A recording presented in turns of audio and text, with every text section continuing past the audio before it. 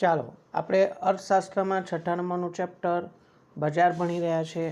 એમાં બજારના હરીફાઈના આધારે જુદા જુદા પ્રકાર આપણે ભણ્યા છે। પૂર્ણ હરીફાઈવાળું બજાર, ઇજારો, ઇજારાયુક્ત હરીફાઈ અને અલ્પ હસ્તક ઇજારાવાળું બજાર। તો આમાંથી આપણે હવે તફાવતના પ્રશ્નો ભણીશું। પ્રશ્ન નંબર 7 એ છે તફાવત સ્પષ્ટ કરો પૂર્ણ હરીફાઈ અને ઇજારો। પૂર્ણ હરીફાઈ એક એવું બજાર છે જ્યાં અસંખ્ય ખરીદનારા અને અસંખ્ય વેચનારા હોય, બહુ બધા ખરીદનારા, બહુ બધા વેચનારા। જ્યારે ઇજારો એક એવી પરિસ્થિતિ છે જ્યાં ગ્રાહકો, ખરીદનારા બહુ બધા છે, અસંખ્ય છે, પણ વેચનાર એક જ છે। તફાવત અહીં છે, ઉત્પાદક કે વેચનાર એક જ છે। એટલે તફાવતનો પહેલો પોઈન્ટ આપ્યો છે, પૂર્ણ હરીફાઈમાં ગ્રાહકો એટલે કે ખરીદનારાઓ અને વેપારીઓ એટલે કે વેચનારાઓ કેવા હોય છે? અસંખ્ય। જ્યારે ઇજારામાં ગ્રાહકો અસંખ્ય હોય છે, ખરીદનારા બહુ બધા છે, પરંતુ ઉત્પાદક કે વેપારી જે વેચનાર છે કેટલા હોય છે? એક જ હોય છે। તફાવતનો મુદ્દો નંબર 2, પૂર્ણ હરીફાઈમાં નવી પેઢીઓને પ્રવેશવાની અને જૂની પેઢીઓને નીકળી જવાની, ઉદ્યોગ છોડીને જઈ શકે છે, વ્યવસાય બંધ કરી શકે છે એવી સ્વતંત્રતા હોય છે। એટલે આપણે પૂર્ણ હરીફાઈવાળા બજારમાં એવું લક્ષણ ભણ્યા હતા કે પૂર્ણ હરીફાઈવાળા બજારમાં પેઢીઓની મુક્ત અવરજવર જોવા મળે છે। મુક્ત અવરજવરનો અર્થ પેઢીઓનો વિના નિયંત્રણ ઉદ્યોગમાં પ્રવેશ, એન્ટ્રી, એક્ઝિટ, નિકાસ। જ્યારે ઇજારામાં અન્ય પેઢીઓ ઉદ્યોગમાં પ્રવેશી શકતી નથી। જો અન્ય પેઢીઓ બજારમાં પ્રવેશે તો ઇજારો ખતમ થઈ જાય, ઇજારો રહેશે જ નહીં।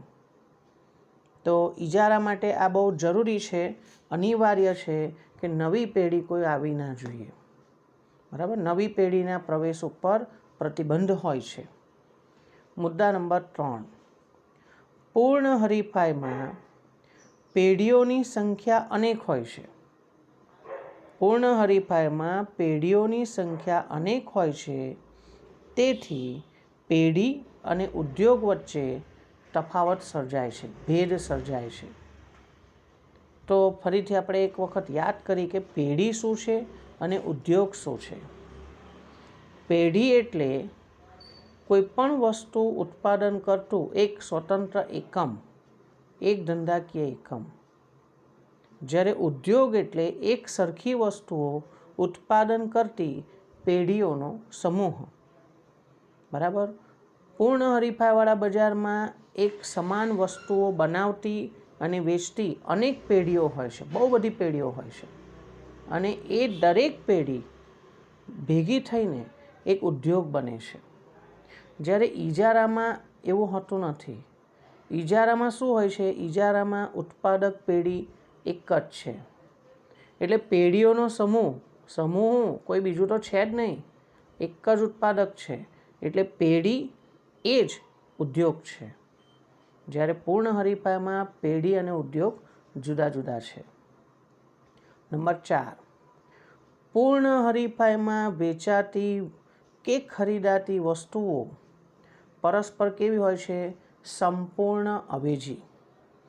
પૂર્ણ હરીફાઈમાં વેચાતી કે ખરીદાતી વસ્તુઓ પરસ્પર સંપૂર્ણ અવેજી હોય છે। કેમ? કારણ કે સમાન ગુણી હોય છે। રૂપ, રંગ, ગંધ, કદ, આકાર, સ્વાદ, વજન બધું કેવું હોય છે? સેમ ટુ સેમ હોય છે, એકદમ એક સરખું। એટલે તમે વેપારી એ પાસેથી ખરીદો, બીજા વેપારી પાસેથી, સી, ટી, ઈ, એફ, ગમે તે વેપારી પાસેથી વસ્તુ ખરીદો, તમને એક સરખી ગુણવત્તાની એક સમાન વસ્તુ મળવાની છે। તેથી આ બધી વસ્તુઓ એકદમ સંપૂર્ણ અવેજી હોય છે। જ્યારે ઇજારામાં શું હોય છે? ઇજારામાં તો અવેજી વસ્તુ હોતી જ નથી, અવેજી વસ્તુનો અભાવ હોય છે। પૂર્ણ હરીફાઈમાં વસ્તુઓ કેવી હોય છે? એકબીજાથી સમાન ગુણી હોય છે, સંપૂર્ણ અવેજી. જ્યારે ઇજારામાં અવેજી વસ્તુનો અભાવ હોય છે, હોતી જ નથી. નંબર 5, વસ્તુની કિંમત. પૂર્ણ હરીફાઈવાળા બજારમાં વસ્તુની કિંમત કેવી રીતે નક્કી થાય છે? તો વસ્તુની કિંમત માંગ અને પુરવઠા દ્વારા નક્કી થાય છે. આપણે આગળ શીખ્યા છે, આલ્ફ્રેડ માર્શલે કાતરના ઉદાહરણ દ્વારા આપણને સમજાવ્યું છે કે જેમ કાગળ કાપવું હોય તો કાતરનું ઉપરનું અને નીચેનું 2 પાંખિયા જરૂરી છે. તો એવી રીતે કિંમત નક્કી કરવા માટે માંગ એટલે કે ખરીદનારા અને પુરવઠો એટલે વેચનારા બંને મહત્ત્વના છે. વેચનાર અને ખરીદનાર બજારમાં માત્ર કિંમત સ્વીકારનાર છે. સમજી લેજો. એવું કહે છે કે વસ્તુની કિંમત કોણ નક્કી કરે છે? માંગ અને પુરવઠા દ્વારા નક્કી થાય છે અને આ જ કિંમત દરેક વેચનારાએ સ્વીકારી લેવાની. પોતાની જાતે કિંમતમાં ફેરફાર કરી શકશે નહીં પૂર્ણ હરીફાઈમાં. એટલા માટે દરેક વેચનાર કેવો છે? કિંમત સ્વીકારનાર છે. કિંમત સ્વીકારનાર, પ્રાઇસ ટેકર. જ્યારે ઇજારામાં ઉત્પાદકનો કોઈ જ હરીફ નથી, એની કોઈ કોમ્પિટિશન જ નથી. તેથી તે વસ્તુની કિંમત ઉપર સંપૂર્ણ કાબૂ ધરાવે છે. એટલે જે ઇજારો ધરાવનાર વ્યક્તિ છે એનો વસ્તુની કિંમત ઉપર સંપૂર્ણ કાબૂ છે. એનો મતલબ એ જાતે કિંમત નક્કી કરે છે. કોણ? ઇજારદાર, ઇજારો ધરાવનાર વ્યક્તિ.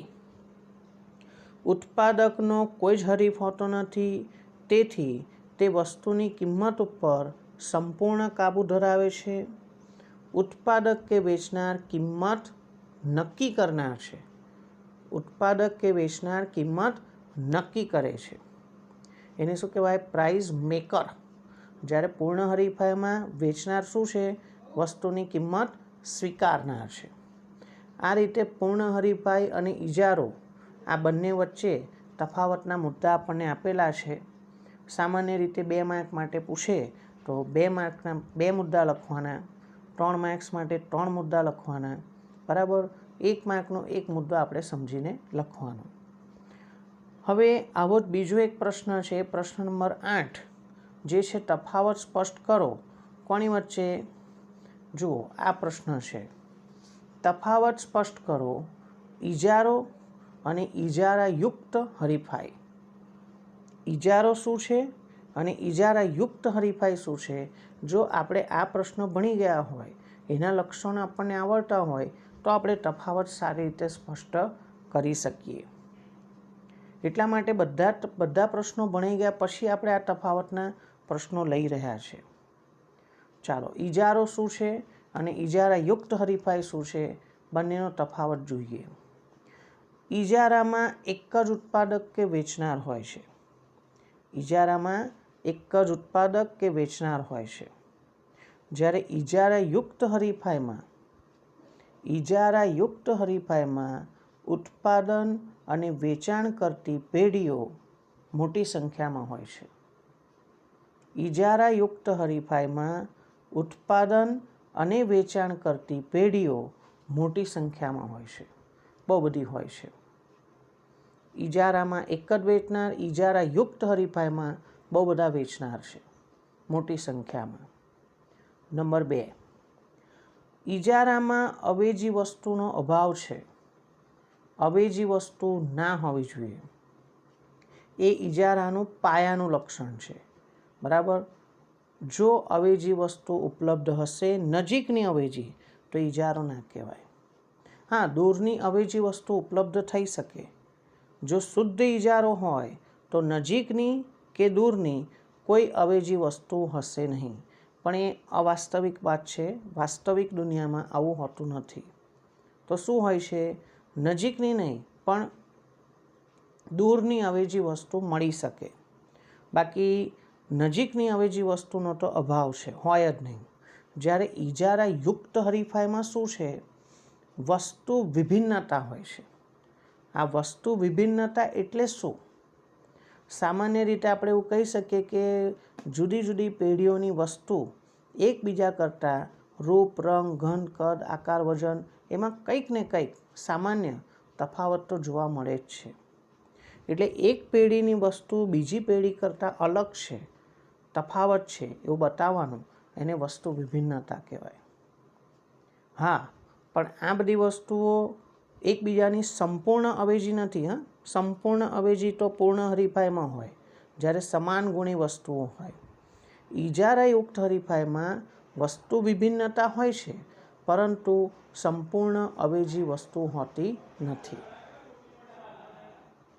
મુદ્દા નંબર 3, અન્ય પેઢીઓ માટે બજારમાં પ્રવેશબંધી એ ઇજારાનું અનિવાર્ય લક્ષણ છે. ત્રીજો પોઈન્ટ તફાવતનો કે અન્ય પેઢીઓ માટે બજારમાં પ્રવેશબંધી એ ઇજારાનું અનિવાર્ય લક્ષણ છે. એનો મતલબ કે કોઈ પણ નવી પેઢી બજારમાં પ્રવેશી શકતી નથી, પ્રતિબંધ છે. જ્યારે ઇજારાયુક્ત હરીફાઈમાં નવી પેઢીઓના પ્રવેશ અંગે કોઈ અવરોધ નથી. ઇજારાયુક્ત હરીફાઈમાં નવી પેઢીઓના પ્રવેશ અંગે કોઈ અવરોધ નથી, કોઈ રોકટોક નથી. એનો મતલબ કે નવી પેઢીઓ નફાની તક દેખાતી હોય તો નફાથી આકર્ષાઈને ઉદ્યોગમાં પ્રવેશી શકે છે. ઇજારામાં પ્રવેશ નથી થઈ શકતો. ઇજારાયુક્ત હરીફાઈમાં નવી પેઢીઓ બજારમાં પ્રવેશી શકે છે. છેલ્લો મુદ્દો નંબર 4, ઇજારામાં એક પેઢી ઉદ્યોગની સ્થિતિ લાંબા સમય સુધીને ટકી રહે છે. ઇજારામાં એક જ પેઢી હોય છે, એક જ વેચનાર હોય છે, એ જ ઉત્પાદક છે. કોઈ કોમ્પિટિશન છે જ નહીં, કોઈ હરીફાઈ જ નથી. પેઢી એ જ ઉદ્યોગ છે. ઉદ્યોગ એટલે શું? એક સરખી વસ્તુ ઉત્પાદન કરતી પેઢીઓનો સમૂહ. પણ ભાઈ અહીંયા તો એક જ પેઢી છે, એ જ એનો સમૂહ છે. એટલે એક પેઢીવાળો ઉદ્યોગ એવું લાંબા ગાળા સુધીને ટકી રહે છે. જ્યારે ઇજારાયુક્ત હરીફાઈમાં ઘણી બધી પેઢીઓ હોય છે જે એક સરખી વસ્તુ ઉત્પાદન કરે, જે નજીકની હરીફ વસ્તુઓ હોય. ટીવી બનાવતી જુદી જુદી કંપનીઓ હોય, મોટરકાર બનાવતી કંપનીઓ હોય, સિમેન્ટ બનાવતી, કાપડ બનાવતી જુદી જુદી કંપનીઓ હોય, મોબાઈલ બનાવતી કંપનીઓ હોય. તો એ અંદર એકબીજા સાથે સ્પર્ધા કરી શકે છે. એ વસ્તુ જે બનાવે છે એમાં થોડો તફાવત હોય છે, બરાબર. એટલે ઇજારાયુક્ત હરીફાઈમાં પેઢીઓ બધી બહુ કંપનીઓ હોય છે, એક સમાન વસ્તુ ઉત્પાદન કરતી હોય છે, અને આ બધી પેઢીઓનો સમૂહ એ આપણા માટે ઉદ્યોગ કહેવાય છે. એને જૂથ કહેવાય છે, ગ્રુપ, અથવા એને આપણે ઉદ્યોગ કહીએ છીએ. ઇજારાયુક્ત હરીફાઈમાં ઉદ્યોગ હોઈ શકે, પણ ઇજારામાં તો એક જ પેઢી છે, એ જ ઉદ્યોગ. આ રીતે આપણને આ ચેપ્ટરના 2 મહત્ત્વના તફાવત આપેલા છે. પરીક્ષાલક્ષી મહત્ત્વના હોય છે. 2 કે 3 માર્ક માટે સી કે ડી સેક્શનમાં આપણને પૂછી શકે. ચાલો બીજું આગળ જોઈએ આપણે. આ ચેપ્ટરનો છેલ્લો મુખ્ય મોટો પ્રશ્નનો ક્રમ આપણો અલગ હશે. ચોપડીના સ્વાધ્યાયમાં ડી સેક્શનમાં 4થો પ્રશ્ન આપેલો છે, પણ આપણો પ્રશ્ન નંબર કયો થશે? 10મો પ્રશ્ન થશે, બરાબર. જોઈએ. હરીફાઈના આધારે બજારનું વર્ગીકરણ કરો. ફરીથી, હરીફાઈના આધારે બજારનું વર્ગીકરણ કરો. તો જવાબ છે, હરીફાઈના આધારે બજારને ખરીદનારાઓ અને વેચનારાઓની હરીફાઈના આધારે વર્ગીકૃત કરવામાં આવે છે, એના ભાગ પાડવામાં આવે છે. આપણે અગાઉ 3જા નંબરનો પ્રશ્ન એવો ભણ્યા હતા કે હરીફાઈના આધારે બજારના પ્રકારો જણાવો, ફક્ત જણાવવાના હતા. તો આપણે એક ચાર્ટ બનાવ્યો હતો. એક બાજુ પૂર્ણ હરીફાઈ, બીજી બાજુ અપૂર્ણ હરીફાઈ. અપૂર્ણ હરીફાઈમાં પાછા 3 પ્રકાર પડે. એક ઇજારો, ઇજારાયુક્ત હરીફાઈ અને અલ્પહસ્તક ઇજારો. કયા કયા? ઇજારો, ઇજારાયુક્ત હરીફાઈ અને અલ્પહસ્તક ઇજારો. આ બધા કયા કહેવાય? અપૂર્ણ હરીફાઈ. અને પેલું છે પૂર્ણ હરીફાઈ. તો આ બધા વિશે આપણે થોડી થોડી માહિતી લખવાની. સામાન્ય રીતે પૂર્ણ હરીફાઈનો અર્થ અને એના લક્ષણો ફક્ત મુદ્દા ટૂંકમાં આપણે લખી શકીએ. ઇજારો તો એનો અર્થ અને એના લક્ષણો. ઇજારાયુક્ત હરીફાઈ તો એના અર્થ અને લક્ષણો ફક્ત મુદ્દા લખવાના. બધી અંદરની વિગત ના બતાવીએ તો ચાલે, બહુ લેન્ધી આન્સર થઈ જાય નહીં તો. એવી રીતે અલ્પહસ્તક ઇજારો શું છે એનો અર્થ અને એના લક્ષણોના ફક્ત મુદ્દા. પણ આ ડાયજેસ્ટમાં આપણને જે રીતે જવાબ આપ્યો છે હું એ રીતે વાંચીને સમજાવું છું. બાકી આપણે જવાબ આવો પણ લખી શકીએ. પૂર્ણ હરીફાઈવાળું બજાર શું છે? તો પૂર્ણ હરીફાઈવાળું બજાર એક આદર્શ બજાર છે. આદર્શ બજાર છે, આપણે એવું શીખ્યા છે. પણ પૂર્ણ હરીફાઈવાળા બજારના બધા જ લક્ષણો, બધી જ શરતો એક સાથે અમલમાં નથી આવી શકતી, અસ્તિત્વમાં નથી હોતી, એક સાથે નહીં. બરાબર? એટલા માટે આપણે એવું કહી શકીએ કે ખેતી ક્ષેત્ર સિવાય પૂર્ણ હરીફાઈ સેવા વિભાગ કે ઔદ્યોગિક ક્ષેત્રે ભાગ્યે જ જોવા મળે. પૂર્ણ હરીફાઈવાળા બજારના બધા લક્ષણો એકસાથે જોવા મળી શકતા નથી. અહીં ઇજારાના તત્વનો અભાવ છે. એટલે ઇજારો નહીં હોતો. ઇજારો એટલે એક જ વેચનાર ના હોય. શ્રીમતી રોબિન્સનના મતે, હવે વ્યાખ્યા આપી છે કે પૂર્ણ હરીફાઈ શું છે.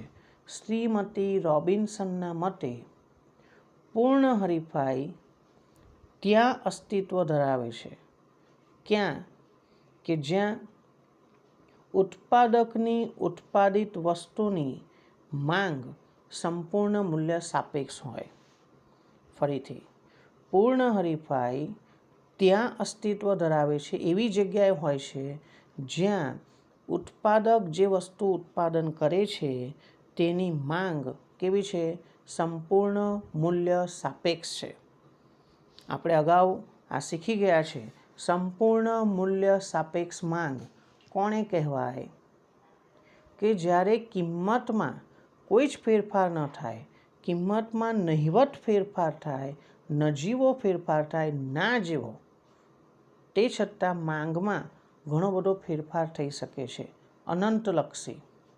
આપણે માંગની મૂલ્ય સાપેક્ષતાનું સૂત્ર એવું શીખ્યા છે, માંગમાં થતો ટકાવારી ફેરફાર છેદમાં કિંમતમાં થતો ટકાવારી ફેરફાર. ધારો કે માંગમાં 20% ફેરફાર થયો પણ કિંમતમાં ફેરફાર 0 છે, 20/0.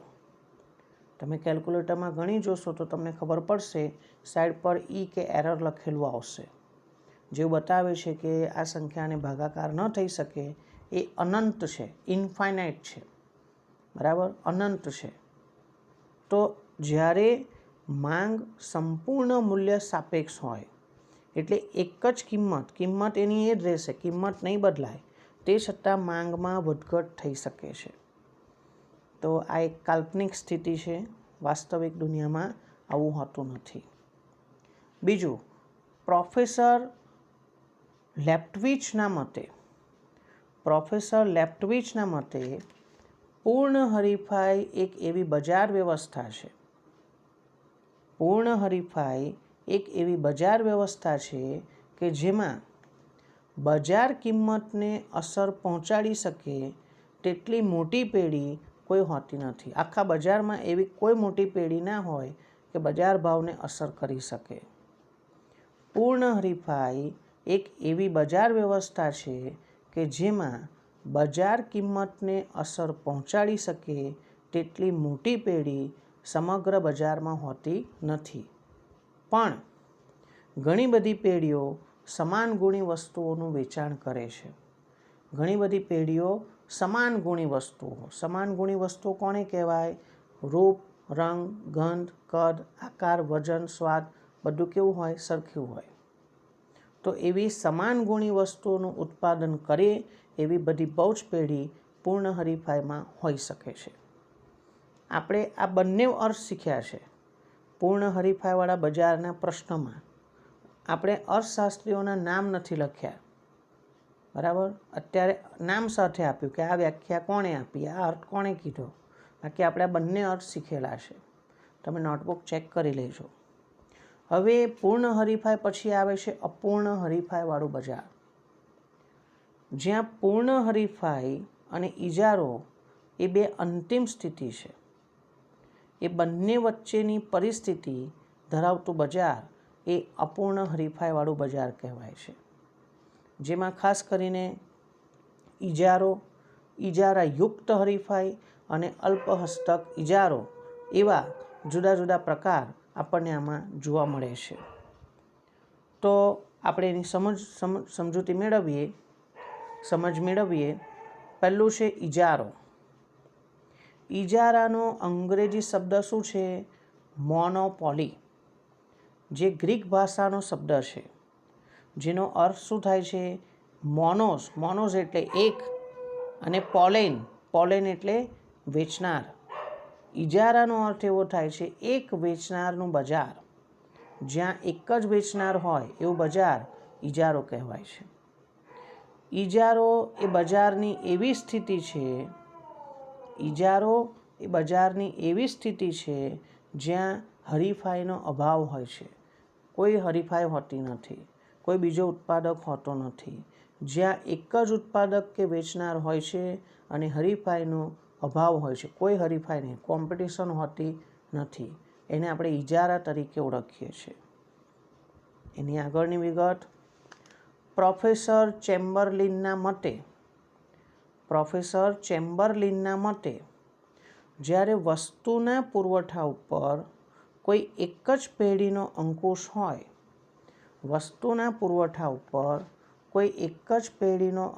હોય, તો તેને આપણે ઇજારો કહીએ છીએ. આપણે પણ આ અર્થ પહેલાં શીખી ગયા છે. ઇજારો એટલે શું? તો એમાં આપણે આ બે અર્થ લખ્યા હતા.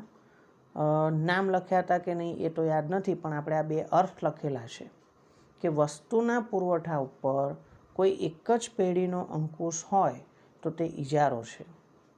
બીજું, પ્રોફેસર સ્ટીગલર એવું કહે છે કે વસ્તુનો એક જ વેચનાર, સિંગલ સેલર, એને આપણે શું કહીએ છીએ? ઇજારદાર. ઇજારો ધરાવનાર વ્યક્તિ ઇજારદાર, મોનોપોલિસ્ટ. બરાબર, એક જ વેચનાર છે તેટલે. પછી અપૂર્ણ હરીફાઈવાળા બજારમાં બીજો પ્રકાર આવે છે ઇજારાયુક્ત હરીફાઈવાળું બજાર. આ ઇજારાયુક્ત હરીફાઈવાળું બજાર, અંગ્રેજીમાં એને મોનોપોલિસ્ટિક કોમ્પિટિશન કહે છે. ઇજારાયુક્ત હરીફાઈવાળું બજાર એક એવી પરિસ્થિતિ છે કે જેમાં ઉત્પાદક જે વસ્તુ ઉત્પન્ન કરે છે તે વસ્તુની નજીકની અવેજી વસ્તુઓ બજારમાં ઉપલબ્ધ હોય છે. ફરીથી, ઇજારાયુક્ત હરીફાઈવાળું બજાર એક એવી પરિસ્થિતિ છે કે જેમાં ઉત્પાદક જે વસ્તુ ઉત્પન્ન કરે છે તે વસ્તુની નજીકની અવેજી વસ્તુ બજારમાં ઉપલબ્ધ હોય છે. પ્રોફેસર ચેમ્બરલિન એવી વ્યાખ્યા આપે છે કે જ્યાં પૂર્ણ હરીફાઈ અને પૂર્ણ ઇજારો ના હોય, પૂરેપૂરી હરીફાઈ નહીં, જ્યાં અસંખ્ય ખરીદનારા અને અસંખ્ય વેચનારા હોય એવું પણ નથી, અને જ્યાં સંપૂર્ણ ઇજારો નથી, જ્યાં એક જ વેચનાર છે, નજીકની કે દૂરની અવેજી વસ્તુનો અભાવ છે એવું પણ નથી, પણ બંનેનું સહ અસ્તિત્વ હોય, બંને એક સાથે અસ્તિત્વ ધરાવતા હોય, તો તેવું બજાર ઇજારાયુક્ત હરીફાઈવાળું બજાર તરીકે ઓળખવામાં આવે છે. પ્રોફેસર જે.એસ. બેન નામના અર્થશાસ્ત્રી આપણને એવું સમજાવે છે કે જો નાની નાની પેઢીઓ સંપૂર્ણ અવેજી વસ્તુઓને બદલે નજીકની અવેજી વસ્તુઓનું ઉત્પાદન કરે છે, જો નાની નાની પેઢીઓ, નાના ધંધાકીય એકમો શું કરે છે? સંપૂર્ણ અવેજી નહીં, સમાન ગુણી નહીં, થોડો તો તફાવત હોય, પણ એના બદલે નજીકની અવેજી વસ્તુઓનું ઉત્પાદન કરતી હોય છે, તો તેવી નાની પેઢીઓના મોટા સમૂહમાં પ્રવર્તતી હરીફાઈને આવી નાની પેઢીઓ એમની વચ્ચે જે હરીફાઈ પ્રવર્તે છે તેને ઇજારાયુક્ત હરીફાઈ તરીકે ઓળખવામાં આવે છે. ત્રીજો છે અપૂર્ણ હરીફાઈવાળા બજારમાં ત્રીજો પ્રકાર એ છે અલ્પ હસ્તક ઇજારાવાળું બજાર. અલ્પ હસ્તક ઇજારાનો અંગ્રેજી શબ્દ છે ઓલિગોપોલી. શું છે? ઓલિગોપોલી, જે ગ્રીક ભાષાનો શબ્દ છે અને એનો અર્થ એવો થાય છે અલ્પ. અલ્પ એટલે થોડા, બરાબર, થોડાક જ. ઉત્પાદકો કે વેચનારાઓનું બજાર. આ એવું બજાર છે જ્યાં ઉત્પાદકો કે વેચનારાઓ કેવા છે? અલ્પ છે, થોડા. આગળ, અલ્પ હસ્તક ઇજારો એક એવું બજાર છે જેમાં અલ્પ એટલે થોડા ઉત્પાદકો કે વેચનારાઓ સમાન ગુણી હોઈ શકે અથવા તો એકબીજાની નજીકની અવેજી વસ્તુ હોઈ શકે એવી વસ્તુનું ઉત્પાદન કે વેચાણનું કાર્ય કરે છે. અને આ બજારમાં હરીફાઈનું પ્રમાણ ઉચ્ચ કક્ષાનું અથવા ઊંચી કક્ષાનું, તીવ્ર કક્ષાનું હોય છે. ફરીથી, અલ્પ હસ્તક ઇજારાવાળા બજારમાં હરીફાઈનું પ્રમાણ ઊંચી કક્ષાનું હોય છે. પ્રોફેસર સ્ટિગલર અલ્પ હસ્તક ઇજારાની વ્યાખ્યા આપતા જણાવે છે કે અલ્પ હસ્તક ઇજારો એક એવી પરિસ્થિતિ છે જેમાં પેઢી પોતાની બજાર અંગેની નીતિ પોતાના હરીફોની અંદાજિત વર્તણૂકને આધારે બનાવે છે. ફરીથી, પ્રોફેસર સ્ટિગલર એવું કહે છે કે અલ્પ હસ્તક ઇજારો એક એવી પરિસ્થિતિ છે જેમાં દરેક પેઢી પોતાના બજાર અંગેની નીતિ, પોતાની માર્કેટિંગ સ્ટ્રેટેજી કેવી રીતે તૈયાર કરશે. તો એ વિચારશે કે ભાઈ અમે આવું પગલું ભરીશું તો આપણા કોમ્પિટિટર એનું રિએક્શન કેવું આપશે, એનો પ્રતિભાવ શું હશે, એ લોકો કેવો પગલું ભરશે. એટલે આપણા પ્રતિસ્પર્ધીઓની અંદાજિત, અપેક્ષિત એ લોકો શું પગલાં ભરી શકે છે, શું કામ કરી શકે છે, એ અંદાજિત વર્તણૂકને આધારે આપણે આપણા ધંધામાં નિર્ણય લેવાનો કે આપણે આવું કરીશું તો એ લોકો આવું કરશે કે નહીં કરે, આપણા જેવી કોપી કરશે કે નહીં કરે. તો એના આધારે આપણે નિર્ણય લેવાના. પ્રોફેસર પીટર ડુલીના મતે એવું કહે છે અલ્પ હસ્તક ઇજારો એક એવું બજાર છે જેમાં અલ્પ વેચનારાઓ, અલ્પ એટલે થોડાક જ વેચનારાઓ છે જે સમાન ગુણી વસ્તુઓ અથવા તો નજીકની અવેજી વસ્તુઓ રજૂ કરે છે.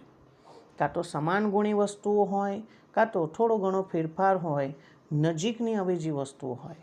ભાઈ તમે ટૂથપેસ્ટ લેવા જાઓ, કોલગેટ નથી તો કંઈ વાંધો નહીં, પેપ્સોડન્ટ આપી દો, બરાબર, આપણે તો દાંત જ સાફ કરવા છે ને. તો એવી વાત છે, નજીકની અવેજી કહેવાય. છેલ્લો અર્થ આપ્યો છે પ્રોફેસર બોમલના મતે અલ્પ હસ્તક ઇજારો એક એવું બજાર છે જેમાં અલ્પ વેચનારાઓ, થોડાક જ વેચનારાઓ છે, એમાંથી કેટલાક વેચનારાઓ બજારમાં એટલું મોટું કદ ધરાવે છે કે જે બજાર કિંમતને અસર પહોંચાડી શકે. ફરીથી, પ્રોફેસર બોમલના મતે અલ્પ હસ્તક ઇજારો એક એવું બજાર છે, કેવું બજાર છે કે જેમાં અલ્પ એટલે થોડાક જ વેચનારાઓ પૈકી કેટલાક વેચનારાઓ બજારમાં એટલું મોટું કદ ધરાવે છે જે બજાર કિંમતને અસર પહોંચાડી શકે. બરાબર, એટલે એકાદ વેચનાર આખા બજારને હલાવી નાખે, આખી કિંમત બગાડી નાખે. મોબાઈલ ઇન્ડસ્ટ્રીની વાત કરીએ, મોબાઈલ સર્વિસ પ્રોવાઈડરની, તો પહેલાંના સમયમાં વોડાફોન, આઈડિયા, એરટેલ, BSNL આ બધા જ્યારે કાર્યરત હતા તો યુનિનોર એટલે ટેલિનોર કંપની માર્કેટમાં આવી, એને બધી સસ્તી સ્કીમો આપી. એના પછી રિલાયન્સ જીઓ માર્કેટમાં આવ્યું, એમને નેટ વપરાશ માટે, અનલિમિટેડ કોલિંગ માટે સસ્તી સ્કીમો આપી. શરૂઆતમાં 3 મહિના ફ્રી આપ્યું બધાને કનેક્શન. પછી લોકોને ટેવ પડી ગઈ, હવે એને સસ્તી સ્કીમો આપી નેટ માટે અને કોલિંગ માટે. તો એને ધ્યાનમાં રાખીને બીજા બધાએ પણ આવી સ્કીમો ચાલુ કરવી પડી. રોજનું 1 GB, રોજનું 1.5 GB, રોજનું 2 GB નેટ એ રીતે. તો અહીં આખા બજારને હલાવી નાખ્યું. એટલે જે મોબાઈલ ઇન્ડસ્ટ્રી છે એમાં જીઓવાળાએ આવી રીતના પહેલ કરી. તો એક પેઢી એટલી મોટું કદ ધરાવે છે જે આખા બજારને અંકુશમાં લઈ શકે છે. તો આવી બધી જુદી જુદી વ્યાખ્યાઓ, જુદા જુદા અર્થ આપણને આપ્યા છે. આપણે આટલા બધા અર્થ પરીક્ષામાં લખવાના નથી.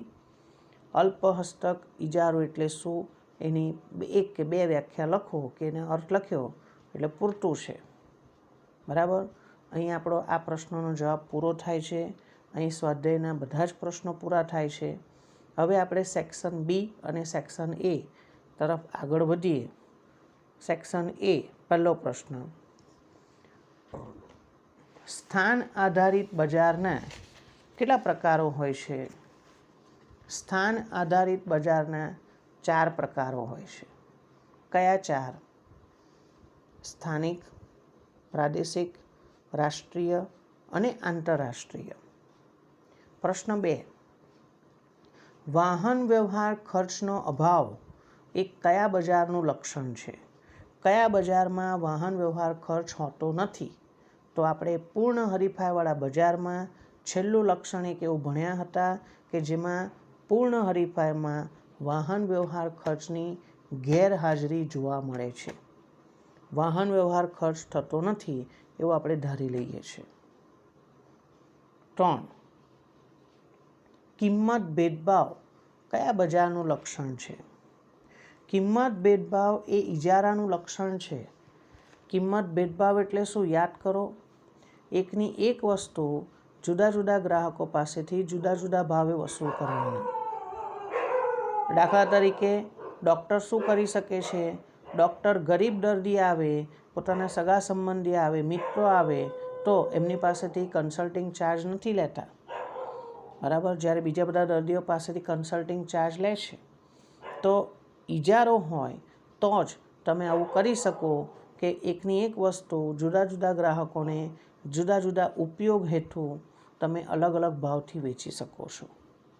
જવાબ આવે ઇજારો. પ્રશ્ન નંબર 4. કયા બજારમાં પેઢી એ જ ઉદ્યોગ બને છે? કયા બજારમાં આવે? પેઢી એ જ ઉદ્યોગ. તો ઇજારાવાળા બજારમાં ઇજારો, મોનોપોલી, એમાં એક જ વેચનાર હોય, એક જ ઉત્પાદક હોય. એ જ પેઢી છે, એ જ ઉદ્યોગ છે. બરાબર. આપણે એક વિધાન પણ ભણ્યા છે કે ઇજારામાં પેઢી એ જ ઉદ્યોગ છે. કેવી રીતે સમજાવો? કારણ કે એમાં એક જ ઉત્પાદક કે એક જ વેચનાર છે. પ્રશ્ન નંબર 5. વેચાણ ખર્ચ એ કયા બજારનું અગત્યનું લક્ષણ છે? તો આમ તો વેચાણ ખર્ચ છે ને ઇજારાયુક્ત હરીફાઈ અને અલ્પહસ્તક ઇજારો બંનેમાં આપ્યું છે. 4થા નંબરનો પોઈન્ટ. પણ આપણે અહીં ઓપ્શન જોઈએ તો ઇજારો એમાં લક્ષણ નથી, વેચાણ ખર્ચ. પછી ઉભયપક્ષી ઇજારો, એવું તો આપણા અભ્યાસક્રમમાં જ નથી. આપણે ભણ્યા જ નથી આના વિશે, એટલે એ તો આવે જ નહીં. અને પૂર્ણ હરીફાઈ, પૂર્ણ હરીફાઈમાં પણ આવું કોઈ લક્ષણ આપ્યું નથી. હા, એટલે હવે રહી ગયું શું? ઇજારાયુક્ત હરીફાઈ. અને જો આપ્યું હોત તો અલ્પહસ્તક ઇજારો એમાં પણ આવી શકે. કદાચ ઇજારાયુક્ત હરીફાઈ ના આપે અને અલ્પહસ્તક ઇજારો આપે તો એમાં જવાબ આવી શકે. બરાબર. પ્રશ્ન નંબર 6. પરસ્પર અવલંબન એ કયા બજારમાં જોવા મળે છે? તો પરસ્પર અવલંબન એ અલ્પહસ્તક ઇજારાવાળા બજારમાં જોવા મળે છે. પરસ્પર અવલંબન. નંબર 7.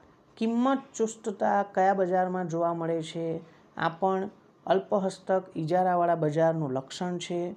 જેમાં છેલ્લો પોઈન્ટ આપણે શીખ્યા હતા, કિંમત ચુસ્તતા અથવા ખાંચાવાળી માંગ રેખા એ કોનું લક્ષણ છે?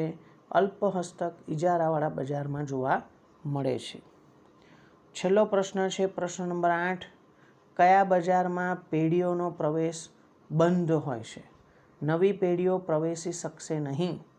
કયા બજારમાં? ઇજારો, મોનોપોલી.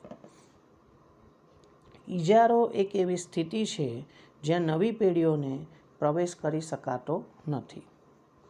હવે છેલ્લે સેક્શન બીના પ્રશ્નો રહ્યા છે, આજે આપણે પૂરા કરી દઈએ. એટલે આપણું આજે ચેપ્ટર નંબર 6 અહીં પૂરું થશે આજે. નેક્સ્ટ ટાઈમ જ્યારે આપણે મળીશું ત્યારે ચેપ્ટર નંબર 7 શરૂ થશે. એનો પહેલો વિડીયો લેક્ચર આવશે. વિભાગ બી, પ્રશ્ન નંબર 1, બજારનો સામાન્ય અર્થ જણાવો. બજાર કોને કહેવાય? જવાબ: વસ્તુ કે સેવાના ખરીદ વેચાણના હેતુથી ખરીદનાર અને વેચનાર એકબીજાના પ્રત્યક્ષ કે પરોક્ષ સંપર્કમાં આવે. ખરીદનાર અને વેચનાર એકબીજાના પ્રત્યક્ષ કે પરોક્ષ સંપર્કમાં આવે તે વ્યવસ્થાને બજાર કહીએ છીએ. પ્રાદેશિક બજાર કોને કહેવાય? તો જે વસ્તુઓ કે સેવાઓનું ખરીદ વેચાણ કોઈ એક ચોક્કસ પ્રદેશ પૂરતું, કોઈ એક રાજ્ય પૂરતું મર્યાદિત હોય. દાખલા તરીકે તમને કીધું હતું કે ભાઈ ગુજરાતી ફિલ્મ હોય તો એનું બજાર ગુજરાત રાજ્ય પૂરતું મર્યાદિત હોય. ગુજરાતી નવલકથા હોય, આપણી ગુજરાત રાજ્ય શાળા પાઠ્યપુસ્તક મંડળની જે ચોપડીઓ છે તો એ ગુજરાત રાજ્ય પૂરતું એનું બજાર હોય. તો જ્યારે કોઈ વસ્તુ કે સેવાનું ખરીદ વેચાણ કોઈ ચોક્કસ પ્રદેશ પૂરતું, કોઈ રાજ્ય પૂરતું સીમિત હોય તો તેને આપણે પ્રાદેશિક બજાર તરીકે ઓળખીએ છીએ. પ્રશ્ન નંબર 3, રાષ્ટ્રીય બજાર એટલે શું? પ્રશ્ન એવો છે, રાષ્ટ્રીય બજાર એટલે શું? તો જ્યારે વસ્તુ કે સેવાઓનું ખરીદ વેચાણ એક જ દેશમાં, આખા દેશમાં થતું હોય તો તેવા બજારને આપણે રાષ્ટ્રીય બજાર કહીએ છીએ. પ્રશ્ન નંબર 4, પૂર્ણ હરીફાઈ એટલે શું? હમણાં જ આપણે આગળના પ્રશ્નમાં ભણી ગયા છે. જે બજારમાં ઇજારાના તત્વનો અભાવ છે, જ્યાં ઇજારો નથી અને એક સાથે ઘણી બધી પેઢીઓ સમાન ગુણી વસ્તુઓનું વેચાણ કરે છે તો તેને પૂર્ણ હરીફાઈ કહેવામાં આવે છે. 5મું, ઇજારો એટલે શું? ઇજારો એટલે કોઈ એક વસ્તુના પુરવઠા એટલે કે ઉત્પાદન અને વેચાણ પર કોઈ એક જ પેઢીનો અંકુશ હોય સંપૂર્ણપણે, તો એવી પરિસ્થિતિને આપણે ઇજારો કહીએ છીએ. બહુ સરળ શબ્દોમાં, જ્યાં ઉત્પાદક કે વેચનાર એક જ હોય, એક વેચનાર એક ઉત્પાદક હોય તેવું બજાર એટલે ઇજારો. વેચાણ ખર્ચ એટલે શું? વેચાણ ખર્ચ એટલે વસ્તુના વેચાણ માટે થતો ખર્ચ. વેચાણ ખર્ચ એટલે વસ્તુના વેચાણ માટે થતો ખર્ચ. આ ખર્ચમાં સૌથી અગત્યનો ખર્ચ કયો છે? જાહેરાત ખર્ચ. પ્રશ્ન નંબર 7, વસ્તુ વિભિન્નતાનો અર્થ આપો. આ ઇમ્પોર્ટન્ટ ક્વેશ્ચન છે. વસ્તુ વિભિન્નતા, પ્રોડક્ટ ડિફરન્સિએશન શું છે? તો એક કંપનીની વસ્તુ બીજી કંપનીઓ કરતાં અલગ છે. રંગ, રૂપ, ગંધ, કદ, આકાર, વજન, સ્વાદ બધામાં અલગ અલગ હોય છે તો એ વસ્તુ વિભિન્નતા કહેવાય. વસ્તુ વિભિન્નતા એટલે એક જ પ્રકારની વસ્તુ અન્ય વસ્તુથી સ્વરૂપ, ગુણધર્મ કે ગુણવત્તામાં ભિન્ન છે તેમ દર્શાવવું. આપણી વસ્તુ બીજી કંપનીની વસ્તુ કરતાં અલગ છે, ભિન્ન છે, ડિફરન્ટ છે. નાવાના સાબુ હોય તો નાવાના સાબુ લક્ષવાળા હોય કે સંતૂર હોય કે મોતી હોય કે બીજા, તો એ લોકો શું કરે છે? પોતાની વસ્તુ બીજા કરતાં અલગ છે એવું જાહેરાતો દ્વારા બતાવવાનો પ્રયત્ન કરે છે અને પોતાની વસ્તુ બીજા કરતાં ચડિયાતી છે, શ્રેષ્ઠ છે એવું સાબિત કરવા માંગશે. આપણે જાણીએ છીએ કે નાવાના સાબુ બનાવતી કંપનીઓ એના કલર, એના ભાવ, એની સુગંધ બધું અલગ અલગ હોય, સમાન ના હોય, બરાબર? એકબીજાની અવેજી કહેવાય વસ્તુઓ. તો અહીં વસ્તુ બીજી કંપનીની વસ્તુ કરતાં અલગ છે એવું બતાવવાનું છે. પ્રશ્ન 8, અલ્પહસ્તક ઇજારાની વ્યાખ્યા આપો. હમણાં આગળના પ્રશ્નમાં બધી બહુ વ્યાખ્યાઓ ભણી ગયા, 4-5 વ્યાખ્યાઓ ભણી ગયા. એમાંથી એક વ્યાખ્યા લઈએ તો તો અલ્પ હસ્તક ઇજારો એક એવું બજાર છે જેમાં અલ્પ એટલે થોડાક જ ઓછા ઉત્પાદકો કે વેચનારાઓ છે એ સમાન ગુણી વસ્તુઓનું વેચાણ કરી શકે છે અથવા તો નજીકની અવેજી વસ્તુઓના ઉત્પાદન કે વેચાણનું કાર્ય કરતા હોય છે. છેલ્લો પ્રશ્ન નંબર 2 પ્રશ્ન રહ્યા. કિંમત સ્વીકારનાર એટલે શું? આપણે પૂર્ણ હરીફાઈવાળા બજારમાં એવું શીખ્યા હતા કે પૂર્ણ હરીફાઈવાળા બજારમાં કિંમત કોણ નક્કી કરે છે? માંગ અને પુરવઠાના પરિબળો ભેગા થઈને. એટલે પૂર્ણ હરીફાઈવાળા બજારમાં વેચનાર એ તો ખાલી કિંમત સ્વીકારનાર છે, એ જાતે કિંમત નક્કી કરવાનો જ નથી. એને ભાવ સ્વીકારી લેવાના, એક્સેપ્ટ કરી લેવાના, પ્રાઇસ ટેકર કહેવાય. પૂર્ણ હરીફાઈવાળા બજારમાં વસ્તુની કિંમત, વસ્તુની માંગ અને પુરવઠા દ્વારા નક્કી થાય છે. તેથી વેચનાર બજારમાં કિંમત સ્વીકારનાર કહેવાય છે. એને ભાવ સ્વીકારી લેવાનો કે ભાઈ આ ભાવ છે, માંગ અને પુરવઠા દ્વારા નક્કી થયો છે, આપણે એમાં ફેરફાર કરી શકીશું નહીં. આપણે એટલે વેચનાર. કોઈ વેચનાર ભાવ બદલી શકશે નહીં. છેલ્લો પ્રશ્ન, કયા બજારમાં પેઢીઓનો પ્રવેશ પ્રતિબંધિત હોય છે? એવું કયું બજાર છે જ્યાં નવી પેઢીઓ પ્રવેશી શકતી નથી? કયું બજાર છે? તો એ છે ઇજારાવાળા બજારમાં. જ્યાં ઇજારો હોય, મોનોપોલી હોય, એવા ઇજારાવાળા બજારમાં પેઢીઓનો પ્રવેશ પ્રતિબંધિત હોય છે, રિસ્ટ્રિક્ટેડ હોય છે. આમ વિભાગ એ અને બી સાથે આ ચેપ્ટર અહીં પૂરું થાય છે. ચેપ્ટર નંબર 6 બજાર, ઘણું લેન્ધી ચેપ્ટર છે, બધા બહુ જ પ્રશ્નો એમાં ભણ્યા અને બધા ઇમ્પોર્ટન્ટ છે. બોર્ડે પણ જ્યારે આ ચેપ્ટરમાંથી કોઈ જ પ્રશ્ન, કોઈ જ ટૉપિક રદ નથી કર્યું. એક પણ ટૉપિક રદ નથી કર્યું. જેવું છે એવું રહેવા દીધું છે. Syllabus as it is. એટલે એના પરથી જ ખબર પડે કે આ દરેકે દરેક પ્રશ્ન ઇમ્પોર્ટન્ટ છે. કોઈ ટૉપિક ઓમિટ કરાયેલું નથી, રદ નથી કરાયું. બીજું આપણે નેક્સ્ટ પીરિયડમાં ભણીશું. ચેપ્ટર નંબર 7 શરૂ થશે.